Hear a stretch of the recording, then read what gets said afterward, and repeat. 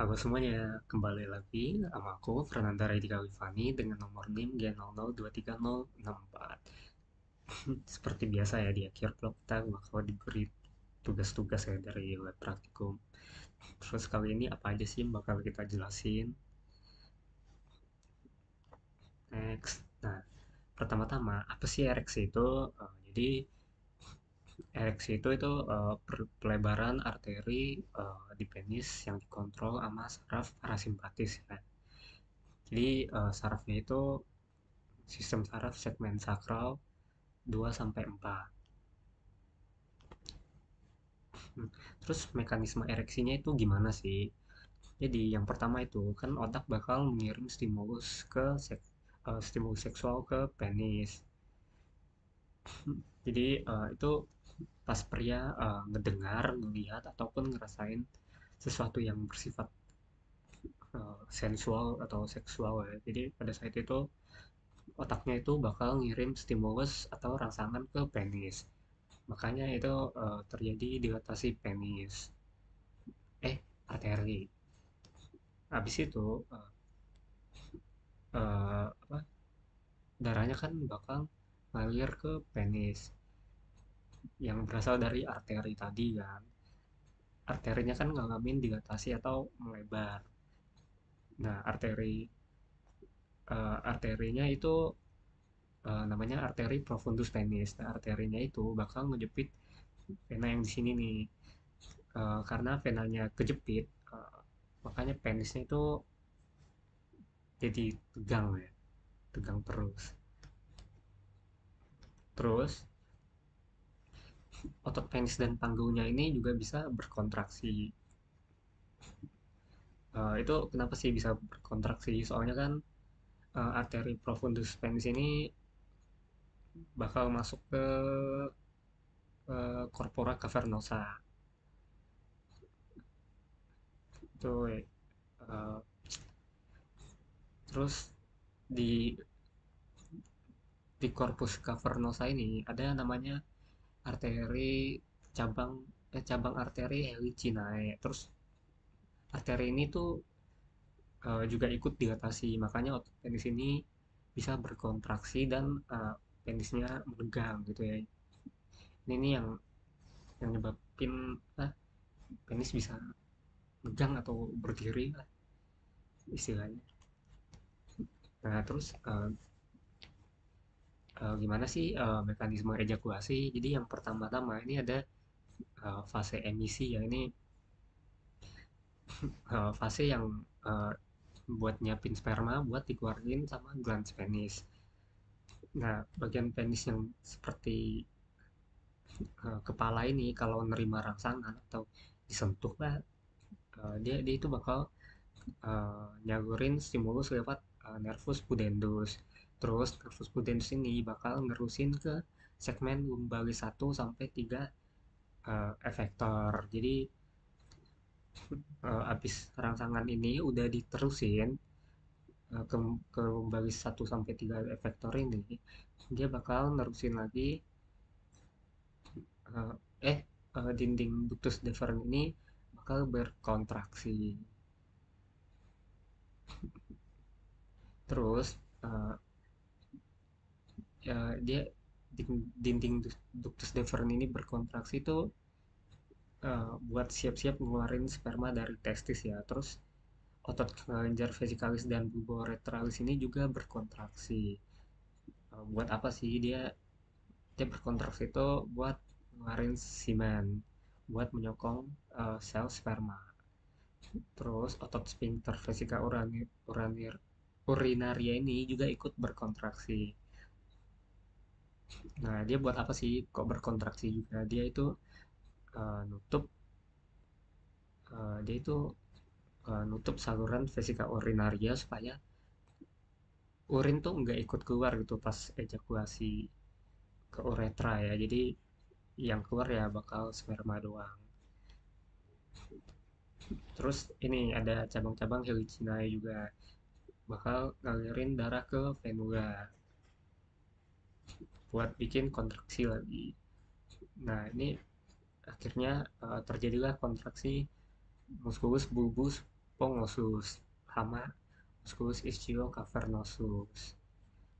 Nah, musculus musculus ini itu yang jadi kontraksi muskulus ini itu yang bakal jadi bagian terakhir dari ejakulasi lah, terus sem- semen spermanya bakal keluar semua dari uretra. Lanjut. Nah, nah sekarang kita bakal ngebahas kelenjar yang bekerja waktu ereksi dan ejakulasi. Mereka ini nih yang bakal nyekresikan sekret-sekret buat ngebantuin sperma buat bertahan hidup ke dalam vagina. Nah, terus yang pertama ini ada vesicula seminalis. Struktur umumnya gimana sih? Dia itu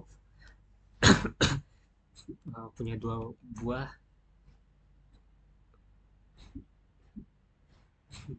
itu tuh dua buah organ yang berlobus. Terus terletak pada permukaan posterior vesika urinaria.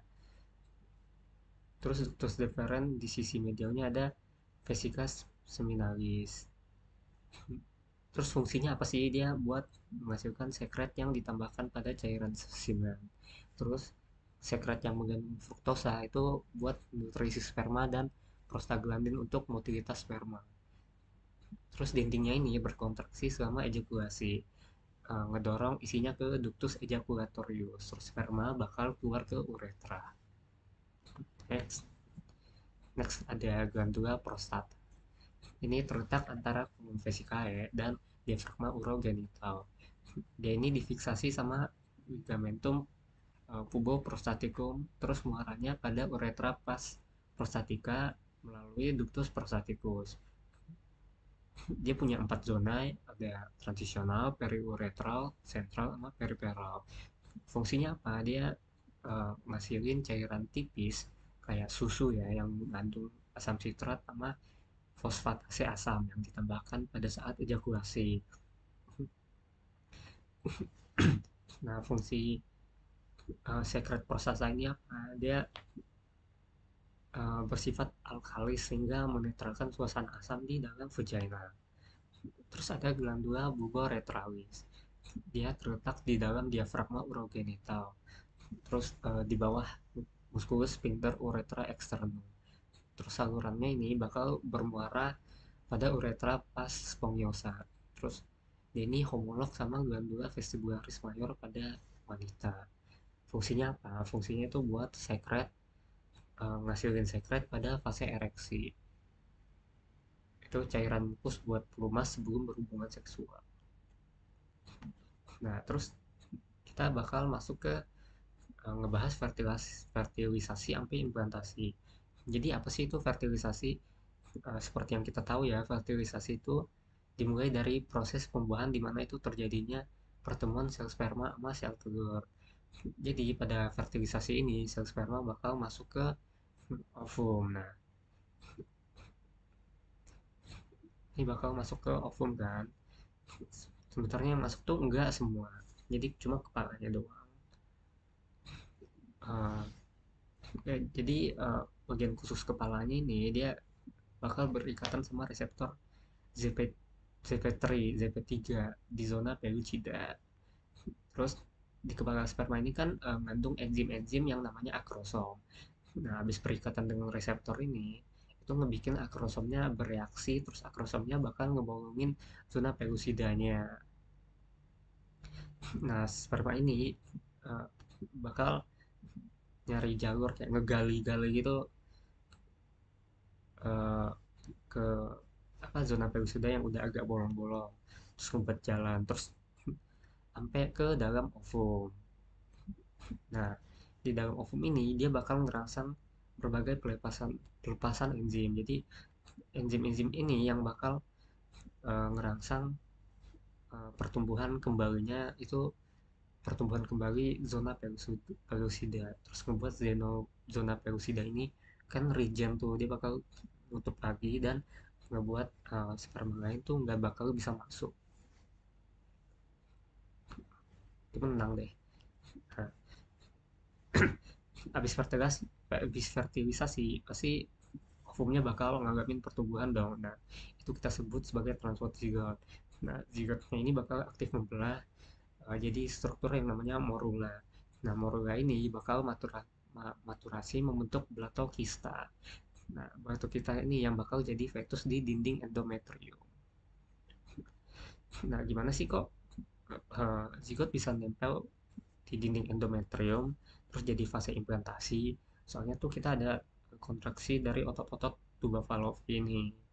Nah, hormon hormon progesteron ini yang ngebantuin kontraksi dari tuba Fallopi ini. Jadi zigotnya ini habis ke dorong-dorong kan, pas kontraksi tuba Fallopinya ini bakal melayang-layang di dinding uterus terus akhirnya terjadi implantasi. Nah, ini nih yang ini proses penempelan di dinding endometrium. Jadi ketika buat leukemia yang terapung bebas melayang-layang ke lapisan endometrium, terus ada korda sel trofoblastik ini mulai menembus endometrium. Terus korda sel trofoblastik ini lebih lanjut menggali ke dalam endometrium sehingga menyediakan lubang buat si blatokista ini. Tapi antara sel-sel ini di jaringan trofoblastik uh, berdisintegrasi. Jadi yang ketiga ini ketika implantasinya udah kelar, blatokista ini terkubur di dalam endometrium. Terus kita bakal ngebahas perjalanan urin. Jadi apa sih yang bakal dilewatin urin sampai keluar? Ya, jalur awalnya tentu di ginjal. Urin awalnya itu dia berubah darah. Terus difiltrasi kue ginjal tuh jadi kayak urin. Jadi dari mana darahnya? Itu dari arteri renalis. Ya, pokoknya di arteri renalis dia ya arterinya itu bakal bercabang jadi arteri eferen. Nah, jadi arteri eferen ini bakal ngalirin darah ke bagian korteks ini. Jadi di dalam korteks ini si darahnya itu bakal kesaring. Habis itu dialirin lagi ke medula renalis. Ya, di sini lah pokoknya. Habis itu bakal ke kalix minor. Nggak ada ya? Habis itu kalix minor tuh banyak dia bakal ngebentuk kalix mayor. Terus kalix mayor itu dia jadi pelvis renalis. Terus kan tadi udah dibilang ya itu dia dari arteri eferen. Terus dia nyariin darahnya itu ke glomerulus. Masuk tuh. Nah, di glomerulus ini dia bakal nyaring darah buat misahin eritrositnya ini sama protein dari darah supaya gak ikut si urin itu masuk ke perjalanan selanjutnya. Habis itu di saring ini terbentuk dong urin primer. Nah, urin primer ini yang bakal ke tubus contortus proximal. Nah, terus dilanjutin ke lengkung Henle. Nah, ada ascendant sama descendantnya. Terus dia ke ascendant. Terus disalurin lagi ke tubus contortus distal. Terus masuk deh ke tubus factifus, terus masuk ke ureter. Nah, dia ngelewatin ureter terus ke vesika urinaria. Jadi masuknya dari ureter ke vesika urinaria itu nggak langsung masuk, dia itu bakal masuk lewat dua lubang ini nih. Dia bakal muter dulu supaya nggak terjadinya reflux, nggak balik lagi ke ureternya. Nah, di vesika urinaria ini ada namanya musculus destrusor, itu yang bikin rasa pengen kencing. Ya biasanya rasa kita pengen kencing tuh gara-gara musculus destrusor lah ya. Terus di situ terkontraksi habis terkontraksinya musculus destrusor dia bakal masuk ke uretra. Nah, dia bakal ke pre prostatic pre-prostatic part of uretranya dulu nih. itu sebelum dia masuk ke area prostatika, terus lanjut dia ke area prostatika, terus lanjut ke area membranosanya, terus terakhir di apa pars spermiosanya, terus keluar dari lewat glans penis. Ya segitu aja. Thank you ya, 谢谢 Mite korete arigatou gozaimasu.